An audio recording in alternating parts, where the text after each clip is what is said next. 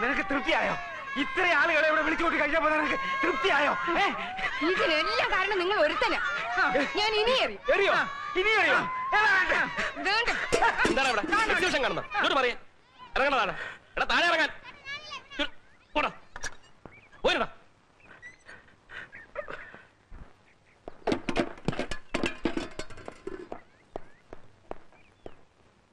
ഇന്ന് ഹരികഥാ കാലക്ഷേപം നേരത്തെ തുടങ്ങിയോ? എന്റെ അമ്മേ, എന്റെ അച്ഛ, എന്തിനാ എന്റെ മാനം ഇങ്ങനെ കപ്പൽ കയറ്റുന്നത്? 1950 എന്ത് സംഭവിച്ചെന്നാ? 50 മോനെ, 54 നീലക്കുയിൽ റിലീസായ ദിവസം നിന്റെ അമ്മ സിനിമ കാണാനായിട്ട് ഒരുങ്ങി ഇറങ്ങിയപ്പോ സുഖമില്ലാതെ കിടന്ന എന്റെ അമ്മ പോകണ്ടെന്ന് പറഞ്ഞു. അന്ന് കമാനൊരക്ഷരം മിണ്ടാതെ കണ്ണീര് ഒലിപ്പിച്ചു നിന്ന നിന്റെ ഈ അമ്മ ഇന്ന് നേരം വെളുത്തപ്പോ മുതല് ദംഷ്ട്രീ കാണിച്ച് എന്റെ നേരെ ചാടി കയറാണ്. അമ്മേ, ഞാൻ ജനിക്കുന്നതിന് മുമ്പ് നടന്ന കാര്യം ജനിക്കുന്നതിന് മുമ്പ് തന്നെ തീർത്തുകൂടായിരുന്നോ? അതെങ്ങനെയാ? അന്ന് ഇങ്ങേര് സിംഹം അല്ലായിരുന്നോ? ഇന്നല്ലേ പൂച്ച പോലെ ആയത്. എന്നാലും കാത്തിരുന്ന് കസവും കൊണ്ട് കൊടുത്ത് ഞാൻ ആ സിനിമയൊന്ന് കാണാൻ പോവാന്ന് വെച്ചപ്പോ കളവി തള്ള എന്നാ ഞാൻ ഓടിക്കും.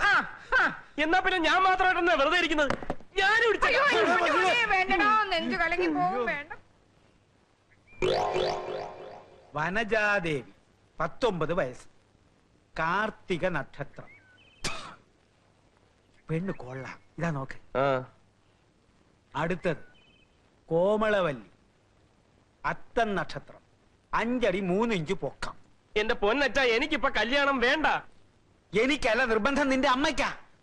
അവൾ ഇന്നലെ ഒരു സ്വപ്നം കണ്ടു, നീ ഒരു പെൺകുട്ടിയുമായിട്ട് സഹകരണത്തിലാണെന്ന്. അതേ മകനെ, അമ്മ സ്വപ്നം കണ്ടു.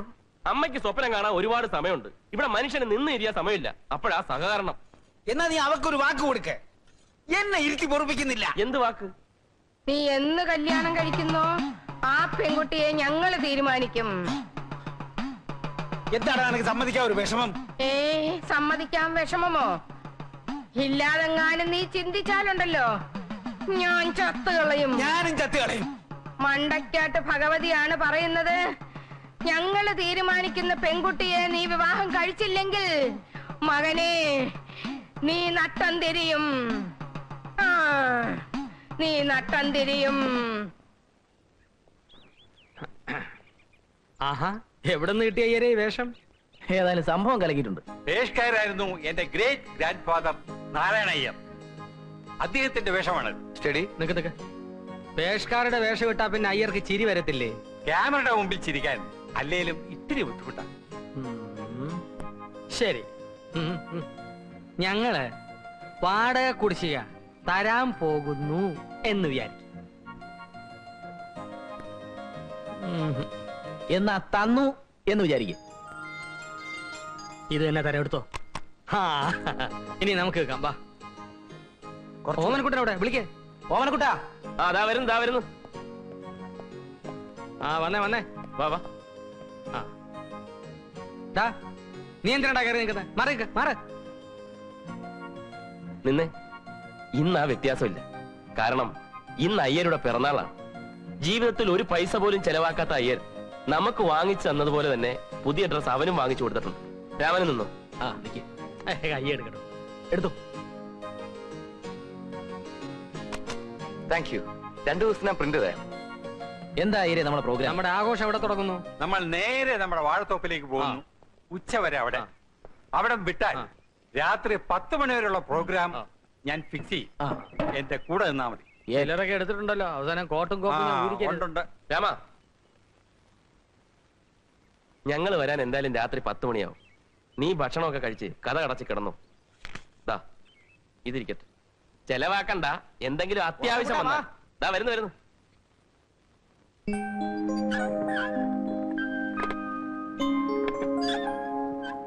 ഓമനക്കുട്ട പ്ലീസ് പറയുന്ന. നീ എന്തെല്ലാം കാര്യങ്ങൾ എന്നോട് പറഞ്ഞിട്ടുണ്ട്. ഞാൻ ഇതുവരെ അതൊക്കെ ആരോടെങ്കിലും പറഞ്ഞിട്ടുണ്ടോ? ഇത് പക്ഷെ അങ്ങനല്ല. ഓമനക്കുട്ട, നീ എന്നോടല്ലേ പറയുന്ന? ആരോടും പറയില്ലെന്ന് സത്യം ചെയ്. ആരോടും പറയില്ല, സത്യം പറ. അയ്യരുടെ ബർത്ത്ഡേ കൊണ്ടാടാൻ പയ്യനെ വീട്ടിലാക്കിയിട്ട് ഞങ്ങൾ വാഴത്തോപ്പിലേക്ക് പോയി. രാത്രി 10 മണി കഴിഞ്ഞ് മടങ്ങി വരാനായിരുന്നു ആദ്യത്തെ പ്ലാൻ. വാഴത്തോപ്പിൽ തകർത്തോണ്ടിരുന്നപ്പോഴാ നമ്മുടെ MD ഓപ്പറേഷന്റെ കാര്യം ഞാൻ ഓർത്തത്. അവരോട് കൊണ്ടാടിക്കൊള്ളാൻ പറഞ്ഞിട്ട് കൃത്യം 5 മണിക്ക് ഞാൻ വീട്ടിൽ തിരിച്ചെത്തി.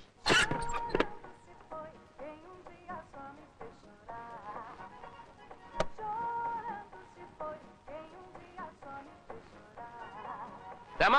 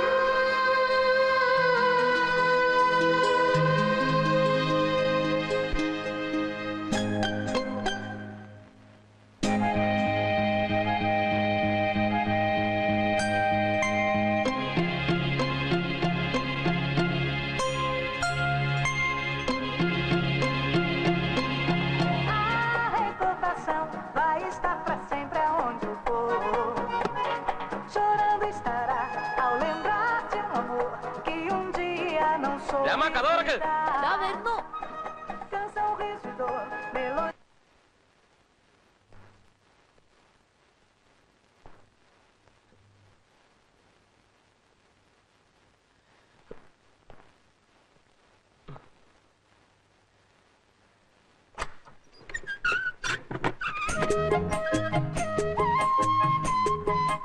ചേട്ടൻ രാത്രി 10 മണിക്കേ വരുമെന്ന് പറഞ്ഞിട്ട് ദേ ചേട്ടൻ നല്ല വേർക്കുന്നു.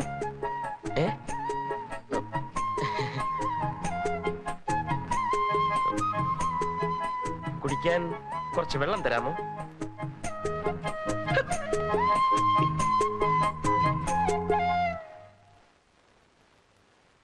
നീ ബാക്കി നടന്ന കാര്യങ്ങളൂടെ പറ. അയ്യര് സംഘം ആഘോഷം കഴിഞ്ഞ് തിരിച്ചു വരുന്നതിന് മുമ്പ് ഞാൻ അറിഞ്ഞ കാര്യം അവളെ ധരിപ്പിക്കണമെന്ന് എനിക്ക് ഒരേ ടെൻഷൻ. പക്ഷെ ഒരു കാരണം ഒത്തു കിട്ടണ്ടേ? ഒടുവിൽ ഒത്തു കിട്ടി.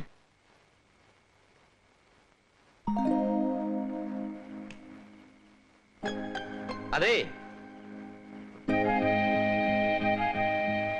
പിന്നെ ലൈറ്റ് പോയി. ഒരു വിളക്ക് കിട്ടിയാൽ കൊള്ളാമായിരുന്നു. ആ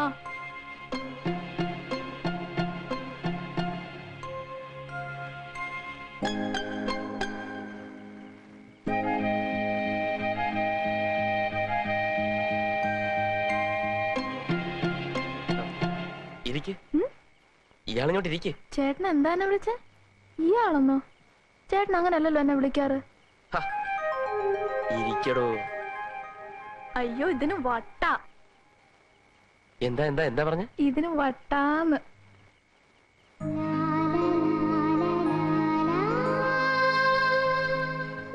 അയ്യോ, എനിക്ക് പേടി എങ്ങനെ ഇരിക്കാൻ. പിശാടി ചേട്ടൻ അങ്ങനെ വന്ന എന്നെ വെച്ചേക്കല്ല. അയാളോട് പോകാൻ പറ. ചേട്ടനല്ലേ പറഞ്ഞ എല്ലാരും ഒരുപോലെ സ്നേഹിക്കണം, അനുസരിക്കണം എന്നൊക്കെ? അത് അന്ന് പറഞ്ഞല്ലേ. ഇനി മുതൽ ഞാൻ പറയുന്നത് മാത്രം കേട്ടാ മതി. എന്ന് മാത്രമല്ല, അവന്മാരെ അത്ര അടുപ്പിക്കുകയും വേണ്ട. എല്ലാ ആവശ്യവും എന്നോട് പറഞ്ഞാ മതി. ഞാനല്ലേ ഇയാളെ ഇവിടെ കൊണ്ടുവന്നു. അയ്യോ, പാല്.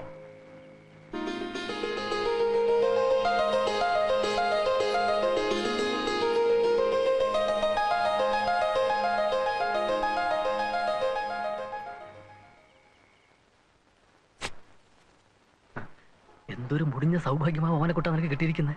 ഒരു കൊച്ചു പെണ്ണിന് ആണിന്റെ വേഷത്തില്. ഭയങ്കര ഭാഗ്യം തന്നെ. പെണ്ണാണെന്നറിഞ്ഞിട്ടും ആണാണെന്ന് വിശ്വസിച്ചു കൂടെ കഴിയേണ്ട ഗതികേട്. ഞാൻ എന്തായാലും തുറന്ന് ചോദിക്കാൻ പോവാ. നീ ധൃതി പിടിക്കരുത്. അവിടെ ഇറങ്ങി പോവും. മുഴുവൻ സൗഭാഗ്യവും നീ അനുഭവിച്ചിട്ടേ വിടാവൂ. ചോദിക്കാതിരിക്കാൻ പറ്റുമോ? നീ ചോദിക്കുന്നതിലും അവളെ കൊണ്ട് മുഴുവൻ ഇങ്ങോട്ട് പറയിപ്പിക്കുന്നതാ ബുദ്ധി. എന്തായാലും മറ്റു രണ്ടുപേരും അവളുടെ കണ്ണി മുരടന്മാരാന്നേ. അന്നേ അവിടെ നീ മാക്സിമം സോഫ്റ്റ് ആയിട്ട് പെരുമാറുക. സ്നേഹം നടിക്കുക. ഈ ജോലി കാര്യങ്ങളിലൊക്കെ ഇങ്ങനെ സഹായിക്കുന്നതായിട്ട് പെരുമാറുക. പിന്നെ ഈ വിഷമങ്ങളൊക്കെ ഇങ്ങനെ പങ്കിടുന്നതായിട്ട് ഭാവിക്കുക.